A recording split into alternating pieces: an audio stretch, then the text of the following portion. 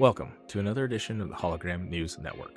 On this week's episode, we continue our conversation with Matt Medney, head of Star Atlas lore, and content writer Jose, as they take us on the journey of creating the Star Atlas metaverse. Once again, I'm your host Kriggs, and you're listening to the Hologram News Network. Before we dive into our main feature, here's a quick look at what's happening in Star Atlas this week. After a slight delay, Star Atlas released its bonus items for players that participated in the Star Sequence campaign that lasted from November through January. These items will automatically appear as claimable items when logging into the Play Star Atlas website. Of the claimable items, 3 new extra small ships were released in limited quantities. The release of the Calico Maxhog, Calico Scud, and Agrika Nurik doubled the number of available ships in their size category. Players will have to continue to wait for the release of mining stake claim rewards, namely the mining drill and power plant. These items will be released in the future in a similar manner to the most recent release. Turning to Star Atlas Unreal Engine 5 updates, in Release 2.1, the showroom itself will update to the latest stable Unreal Engine 5.1 version, a tangible update that, quote, allows us to improve the user experience even more by adding world partition, offering the prospect of experiencing a seamless, endless world without any loading screens, end quote. Update 2.1 will also bring 6 new flyable ships with polished interiors, including the Opal Jet, the Opal Jet Jet, the Fimble Lobi, the Pierce X6, the Fimble Airbike, and the Fimble Bios Packlight. Update 2.1 will also see the inclusion of the Galactic Marketplace directly into the showroom, creating a seamless experience for players. In the follow-on 2.2 update, the first multiplayer ground racing game will be included for players to compete in. Now turning to guild management news, select guild leaders were invited to test the Star Atlas Decentralized Autonomous Corporation platform, which will allow guilds to manage guild members and roles similar to other MMO games. The DAC platform will be an on-chain program that will open up a new ecosystem of organizational management. And that's it for Star Atlas news this week. Don't go anywhere. After the break, we continue our conversation from last episode with Matt Medney as we go behind the scenes on the creation of Star Atlas lore. But first, a quick word from our episode sponsor. This week's episode is brought to you by TikuBot. Automate your market buy and sell orders with ease and peace of mind. While you're away, TikuBot keeps your orders in play. Learn more at tikubot.com. That's TIGUBOT.com. TikuBot, your market made ready. For this week's main feature, we pick up where we left off last week with Matt Medney and Jose as they describe the lore behind the Star Atlas factions. These are the things that are going to speak to an individual when they make their choice. Which faction do I personally align with the most? And individuals could, have their own dilemmas, just like their characters in Star Atlas might have their own dilemmas of, personal choice and personal freedom. And do I really believe in even my own faction's ideals, despite belonging to a race of one of those factions? We did talk about the Oosters. Looking at the population of Star Atlas and the Star Atlas community, the Ooster faction is actually one of the underrepresented factions in Star Atlas, at least according to the population metrics. What else can you tell us about Ooster that might entice folks to become or join the Ooster faction? I will say technology always takes time to mature, no matter what group of beings you're part of. That is a reality in our world, and I think it will be an allegory for the growth of the Ooster community. I'm a big fan of how, and I can't get too far into it yet, but I can say I'm a big fan of how they reproduce. I think that their theology and manifestations from generation to generation is an extremely unique take of not just heritage and generations, but of information transfer between those years. And for me, that is really interesting, because as a writer and as a person who really loves lore, the dissemination and proliferation of historical ideas is really the way in which civilizations are maintained. And I think and Jose, I know we don't want to get too far into the mechanics, but I think you'd agree that the way in which the boosters do those functions is really unique. It's super hard to give information without giving Sure. spoilers, right? Yeah, maybe I'll take a stab at it here. You No, know, no, I it's won't. I won't give away too many spoilers for folks who no, haven't no, don't purchased worry. Core. But I you can had add some the stuff. you had the shocking moment in the first episode of Core, and I won't spoil any of those events for people who haven't read that first episode. But kind of what comes of that event becomes this moment for the main characters, and what I think is going to be a subplot / sub theme throughout the rest of the series and their adventure. And so I can see where, at least from an Ooster perspective, where you guys are going towards with that as well. Did you read chapter 4 yet? I have, yes. Nice. That's a fun one. It is. And I love the new character, Timpo, if that's his name. Yes. If I said that correctly. So, Absolutely. very intriguing character. And, you know, if I'm being honest, some of the most intriguing characters that I find in the Star Atlas lore are Ooster. Another enigmatic character is the Ooster CEO, which is that an allegory for Michael Wagner? I can't comment on that. I can't comment on that, but I can go a little bit in the Ustur conversation that you just shared. The Ustur civil, I am an Ustur, right? I joined the Staratus community as an Ustur, and I have always been in love with what they represent and the idea behind this faction. And if you are paying attention to the, as you just mentioned, or to the episodes of Core, there is something going in the background regarding the knowledge about how the Oosters work. There is a very specific panel in one of the comics where the Oosters, seeing the conversations from outside the main characters group, they see that the Muds and the Miris don't understand how the Ooster's life cycle works. And this is a very interesting thing, because in the future, the readers of Core will understand that the point of view of the story is told by mainly Gian knowledge.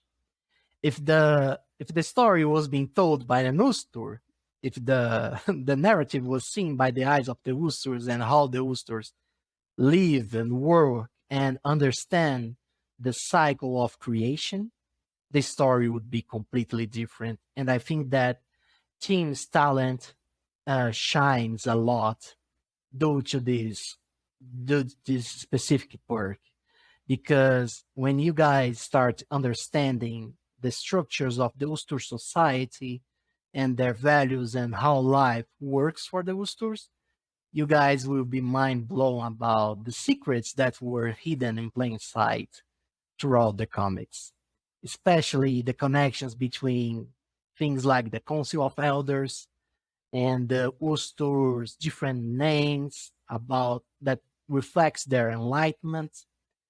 There's so much cover about the Usturs, but yeah, I don't want to get fired by sharing too much, so I'll leave it there.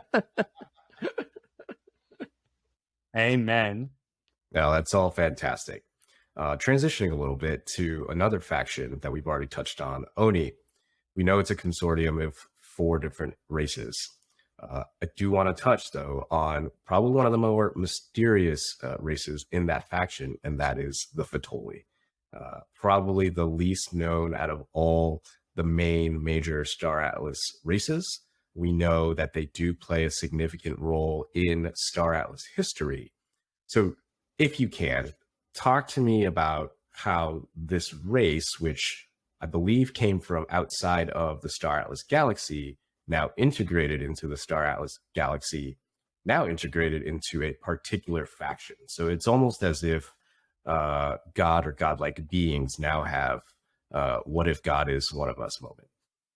And I think that's really well said. And what I can say about the Fatolli that's a little adjacent to the question um, you just asked, but I think is also interesting as we do explore the ideas in coming subsequent articles and lore documents. The idea that the Council and the Star Atlas Galaxy Federation are in a sense lucky that these godlike beings were benevolent and were not here to eradicate other life.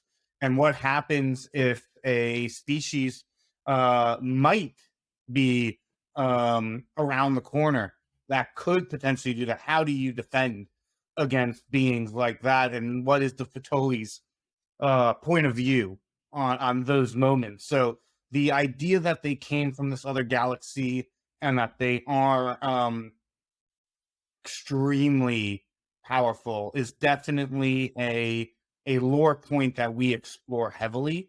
You know, I will say there are different levels of Fatoli, and be it if they're um light or if they're corporealized, and what are the differences and what are the um ramifications of those two. There's a lot of interesting pieces to that we are going to be putting out soon. Jose, I'm not sure if there's anything more that you have said about the Fatoli in the Atlas Star that you want to maybe bring up to be poignant in this moment. But if there is anything that has Yeah. been already released, feel free to talk about Yeah, I let you go first because I wanted to see the boundaries of where we're going to talk about, you know? But to add to that, I feel that one thing that we can surely talk about is the Photoli participation in the episodes of Core, right? We see the beginning of the Order of Light in the Core episodes and the celebration of the light of the Photoli. And we can see that the members of this Order of Light are kind of channeling the Photoli energy, and this ritual allows them to do a peek on things that the other species' conscience wouldn't be able to grasp outside of the Photoli existence. In the future, this will evolve to a different relationship between the other species and the Photolis. And this is one of the themes that we'll be talking about when we see the Unreal Engine world and Sage in the future of Star Atlas.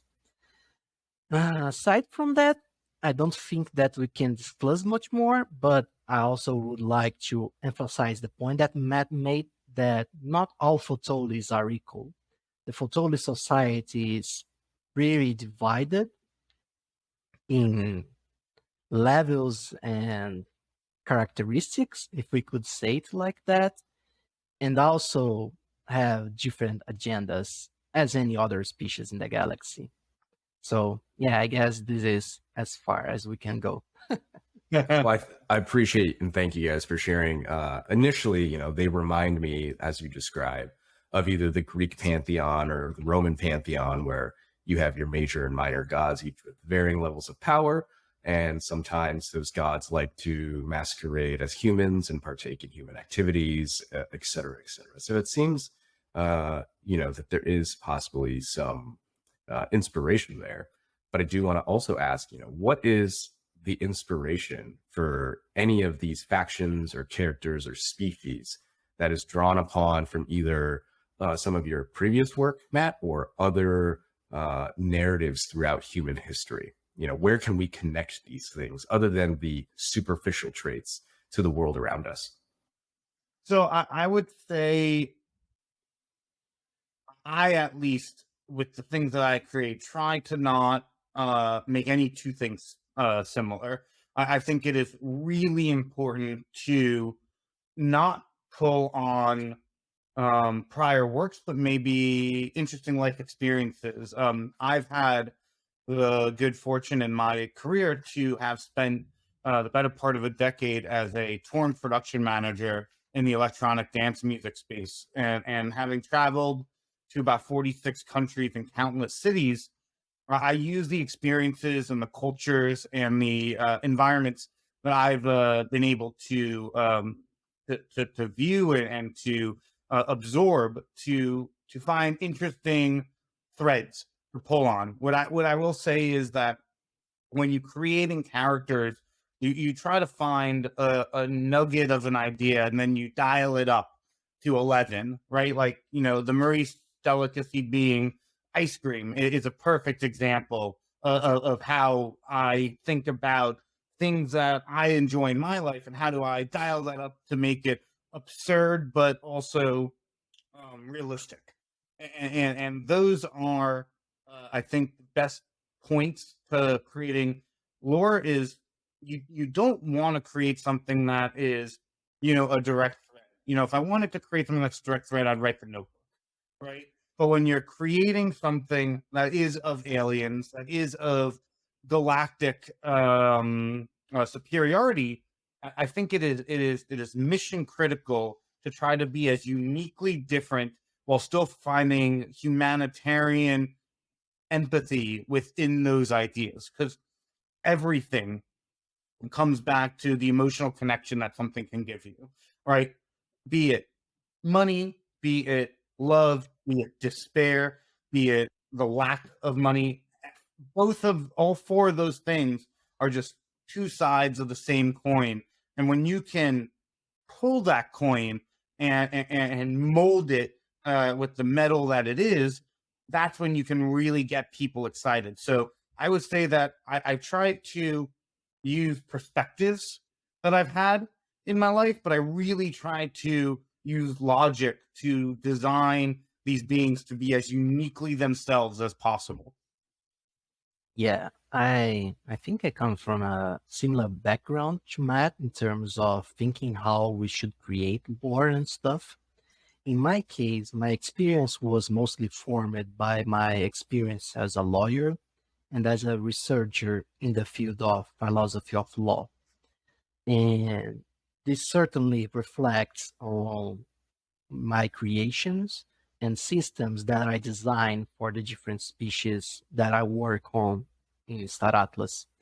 And I see that we as humans, we have an enormous spectrum of humans' feelings, conditions, and stories, right? We have from the saint to the absolute tyrant and villainesque character. And across these ample spectrums, we also have different political philosophies. We have moral philosophies. And whenever I'm creating a character, I start to imagine the underlying principles that will inform their culture, their morals, their beliefs, and etc. So, for example, we have one of the races that I'm working on. It's founded on the idea of the Kant's categorical absolutes, like the imperative categoric. And in the meanwhile, the same species, it has a very strong emotional side. And the way that we tie those theoretically antagonic concepts is the way that makes this species very interesting, because if you look from outside, those two concepts are irreconcilable. But due to this planet, due to the civilization planet, due to the civilization history, due to the hardships that they faced, it ends up being something very natural, something that you can understand the evolution of their thinking, the evolution of their process, and the evolution of their history as a species and civilizations. And then you put those guys in the same play, in the same scenario that the other species are playing with their own agendas, their own beliefs, and their own tales and stories. And what you see is that there is a lot of difficulty to discuss topics because they come from very different backgrounds and worldviews, but also it creates enormous possibilities that create very interesting stories. It's almost as if those guys they had a life of its own after we create them, right, Matt? Sometimes Exactly. Matt and I start talking about passages that we wrote, and it's like the characters and the species, they were alive and speaking to us, their values, their truths, and how We they didn't write. portray We're themselves. just a vessel. But like, if we do our base job correctly, to Jose's point, w- I'm not writing those lines. The character's writing them. I'm just scribing them for him. Exactly. Exactly. That's quite a philosophical way you guys approach and take a look at your own writing, and it's certainly something that I actually haven't heard in the past. But it is certainly, I can see how it's playing out and building out this grandiose and vibrant and wonderful universe that is Star Atlas. We've talked a lot about the main factions, some of the main characters, their motivations. I think what also makes Star Atlas great is that the universe is filled with these other characters that don't necessarily fall into the neat buckets that are presented by the three factions. Can you guys talk about some of those characters? I'll let you guys pick whichever one you want to touch on. I know you've presented some already, but I think people love these characters, and sometimes these characters just aren't displayed enough for people to really get to know them. I think you're totally right, and I think some of those characters are purposefully weaved in sporadically as we're building out the main factions, because I think it is important to show the breadth of what we are creating, but really focus our energies on getting our faction, our main factions, really as robust as possible. You know, a great example before we get into our examples of this is Boba Fett. So I don't know if you know the history of Boba Fett, but it was actually supposed to be a general design for the stormtroopers, and Lucas ended up not having enough budget to make more than one. And from that moment when they had put a lot of resources into designing this Boba Fett outfit that was supposed to be like general commander of the stormtroopers, they in the moment created this bounty hunter lore that is like lives in infamy within the Star Wars ecosystem. And I think, you know, that idea of how that happened only was possible because the lore of the stormtroopers were so well thought through already at that point that you were able to very quickly spin it off. And I think that we have a lot of really great sub factions, ecos, which we've already talked about a little bit, and a few others. But I think what's really important to do is what are the main factions that are sort of, let's call it the hot zone, and then how do we slowly go into an orange zone, and then a purple zone, and a blue and a green. And as each of those circles are getting filled out, it will allow us more easily to work through what some of those factions are that are not necessarily our main focus, but are really interesting rabbit holes to go down. And I'll again let Jose talk about any that have been discussed in the Atlas Star, Jose, because again, I'm not 100% sure which ones have and which ones have not. But but you can talk about anything that's already been in there. Yeah, yeah. I this is very special for me because my journey in Star Atlas started with those characters. And the feeling that I had when I started writing it, I was even part of the writing team at that point in time, was to tell the side stories of how the world of Star Atlas actually works, you know, because in history, in human experience overall, we always are telling the tales from the point of view of the victor and from the official and most preeminent members of the society, right? We are talking about presidents, we are talking about big CEO of companies, we are talking about religious leaders, and the stories of the Star Atlas weekly lore reports and the Atlas Star reports are the guys that were born in the Majorist Zone in a salvage yard without any conditions and without any hopes for the future. And one character that's very special to me is Iago. He's a Mirese. And the way that I developed Iago was in a way that I wanted to portray a Mirese as a species. And you can see this as his fascination with lore, with epicness, of the idea of being a hero, of the idea that he must survive. He's very agile. He has a good, he's very strong. He's a character that can fight with melee weapons like a ninja, but he also is different from the other Miris because he was created by an Ustur in those conditions. So he would die before letting his friends come to harm, which is not at all a very Miris thing to do. And the side story of this character shows that outside of the faction's main influence, outside of the great house of the Council of Peace, the people of the galaxy, especially those living in the medium zone, they live a hard life. They live a hard life left by the vacuum of power that the factions left after the Convergence War.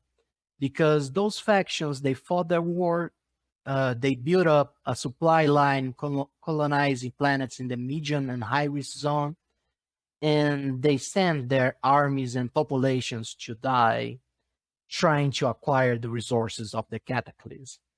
And when all of this failed, when their structure collapsed, famine, destruction, war, diseases, all of this plagued and pretty much destroyed civilization in the high risk zone and nearly ended up with the people that live in the medium risk zone.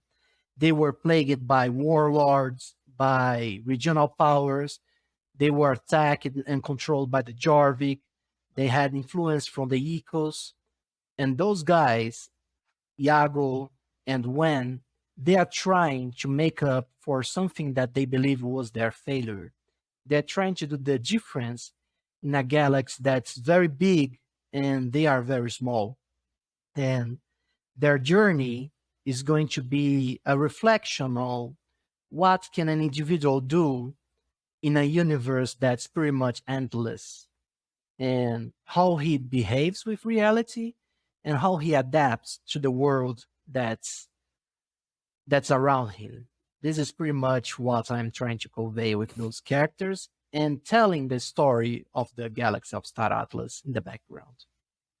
So, what if you guys have the last couple minutes here? What have you not released that might be something you could tell us here in terms of lore wise? Got anything for us? Yes, the alpha that you promised, Jose. That I promised? Yeah. I don't remember promising alpha. I Um, don't know. We gave lots of alpha today already. we gave you some pretty cool stuff. Yeah. I would say, I'm trying to think of what we can say that would be cool. I can say, and this is not necessarily alpha in terms of hard lore, but I can say that we are working behind the scenes to put together a standardized understanding of every species. Just like you as a human, we know that, men range from, like round 5'8" to 6'1" with variance on either side. The most regular eye color is hazel, but there's also green. We have blue eyes are really rare. There's hair colors. We are working to standardize the understanding of the physiology of every species so that people within the community, both new and have been both for new people and for people that have been in for a while, can really understand and visualize the characters, not just from the art, but also from the theology. From my side, I guess I would nominate the work that we are doing with Iris and its influence in the galaxy. I feel that when I joined Star Atlas, the mystery of Iris was something that always sent my imagination, across a lot of different possibilities. And we are developing a system, or at least a concept, that Iris plays a huge role in the overall cycles and life of the Stratus galaxy. And this is more perceptible the closer you get to the cataclysm and the high risk zone itself. And you guys can expect some cool and fun stuff about the influences of Iris in the Stratus galaxy. That's certainly exciting. And it sounds like Iris is a little more sentient than a solitary planet. But with that, I know you guys are running out of time. So again, Matt, Jose, I want to thank you both for being here. It's truly an honor and pleasure. And I look forward to having you both on our show next time. Amazing. Thank you, Craig. It was our pleasure, friend. We are always at your disposal. And that concludes this week's episode. Make sure to subscribe to get notified when our episodes release and that you get the Star Atlas news you need to stay one step ahead. Once again, I'm your host, Kriggs, and you're listening to the Hologram News Network.